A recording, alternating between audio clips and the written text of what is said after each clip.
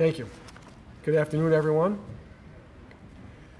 The only thing worse than being the after-lunch speaker is being the speaker after that speaker, especially when you're waiting for a tour of the new stadium and then the game itself. So I'll try to make this as painless as possible, although we're talking about a legal issue, so you can only make it so painless.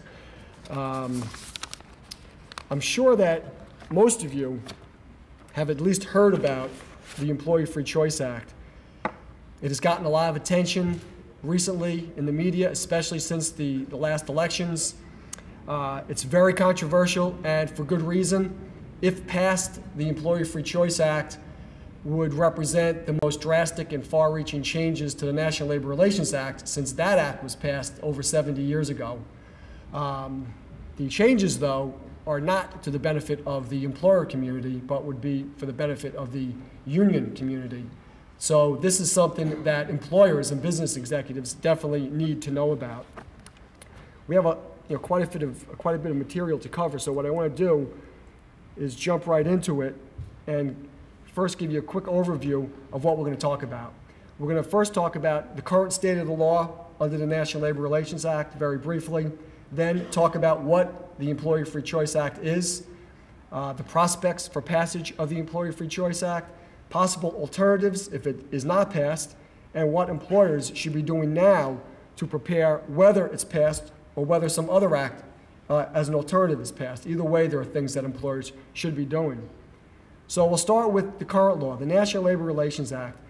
Three basic provisions of the National Labor Relations Act. What that act did, and again, it was first passed in 1935, so over 70 years ago, it first established the National Labor Relations Board, and the National Labor Relations Board enforces the other provisions of the act. Second, it created unfair labor practices for both employers and for unions. So it's unlawful, for instance, for employers to terminate an employee because of that employee's union activity. That's an unfair labor practice. It's unlawful for an employer, if they're dealing with the union in negotiations, to negotiate in bad faith. That's an unfair labor practice. It's unlawful for an employer to intimidate or to harass an employee because of their union activity. That's an unfair labor practice.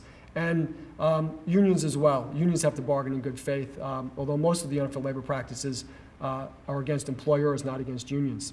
And the third aspect of the National Labor Relations Act is it created procedures to allow employees to become unionized. It's called representation procedures, and the National Labor Relations Board oversees those procedures. And that's mostly what we're going to be talking about today, because it's that aspect of the National Labor Relations Act that the Employee Free Choice Act is looking to change.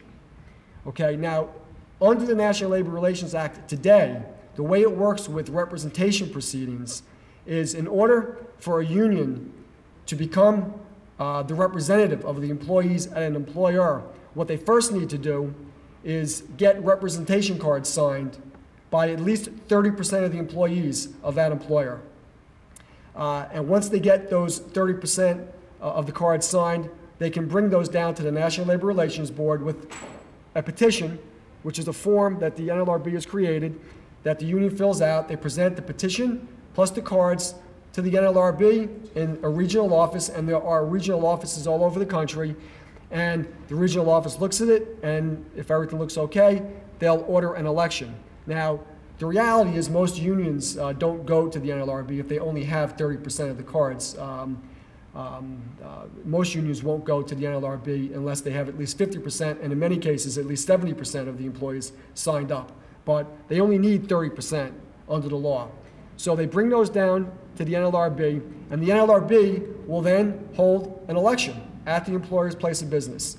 The election is, under the law, has to be held within 42 days of the date that the petition is filed. So it's basically 6 weeks, which gives the employer a fair amount of opportunity to get its version of the events out to the employees. And the employer, can tell employees why unions aren't good, why it wouldn't be good in your workplace, can talk about the good things that they get without having to pay union dues, and things like that, so employees know that there's another side to the story, so that by the time they vote, they're informed about one side and the other side, because the union's doing the same thing during that period of time. But a secret ballot election is held. Someone from the NLRB comes down. They set up it's a ballot box, a paper ballot box, a cardboard ballot box. It's done in secret, and employees mark their ballots on a paper ballot and put it into the box, and it's counted by the NLRB. If a majority of the votes cast are in favor of the union, then the union gets certified by the NLRB. If a majority of the votes are against the union, then no union is certified. That's the way it's done today. It's fairly democratic. Employees have had the right to a secret ballot for over 70 years, since the National Labor Relations Act was first passed in 1935.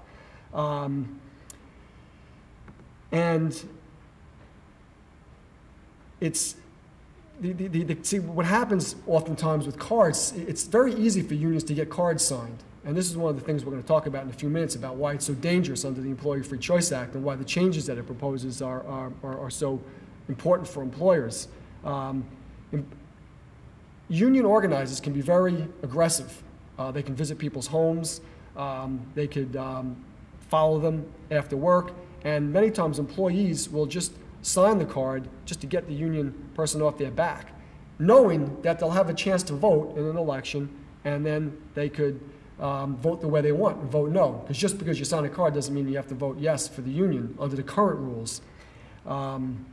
So the secret ballot sort of protected against that. That danger of unions being aggressive and hostile toward employees to get them to sign cards was always, there was a check and a balance against that, because once you had the ballot and the election, the employee could simply vote no in the secret ballot election, and the union would then lose the election. And that's one of the reasons why the secret ballot is so important.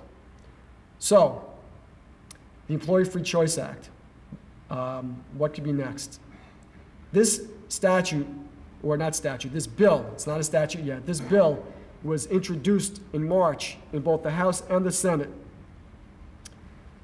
The main provisions of the Employee Free Choice Act, which we call EFCA for short, there's three main provisions. The first is card check authorization, which we're going to talk about more in just a minute. The second is mandatory mediation and binding interest arbitration, which we're going to talk about more in just a few minutes. And the third, enhanced penalties and expanded grounds for injunctions, which we're also going to talk about in a few minutes. Card check authorization, and this has gotten the most attention. It's probably considered the most controversial, although the interest arbitration part is probably just as controversial, but this has gotten the most attention. Card check authorization basically allows, and not just allows, requires the National Labor Relations Board to certify the employees in a particular bargaining unit if the unit simply gets cards signed by a majority of the employees in the unit. Okay, so no longer do you have the need for the secret ballot if this statute gets passed. All you would have to do is the union would have to go around, get the cards signed, present those to the NLRB, bam, union's in. No election. So the dangers, obviously, that we talked about earlier become very much an issue under this scenario. The question gets asked, why? Why would anyone in Congress think about passing a law like that? I mean, we elect our president, right? We elect the fire commissioners in our towns and villages via a secret ballot election. Why would it be any different under these circumstances? And the reason that it's become an issue is that the percentage of people in this country that belong to unions has dropped from about 35% in the 1950s, when it was at its high, to about 7.5% today. So unions have seen a steep decline in their business. So instead of going out, in my opinion, and trying to figure out why is it that employees don't want to belong to unions any longer, unions have now taken the approach that we're going to go directly to Congress and get them to change the law to make it easier for us to get people to join unions. And that's really what they're looking to do here. Because if this was ever passed, it would make it much easier for unions to organize. Because again, all they would have to do is get people to sign cards.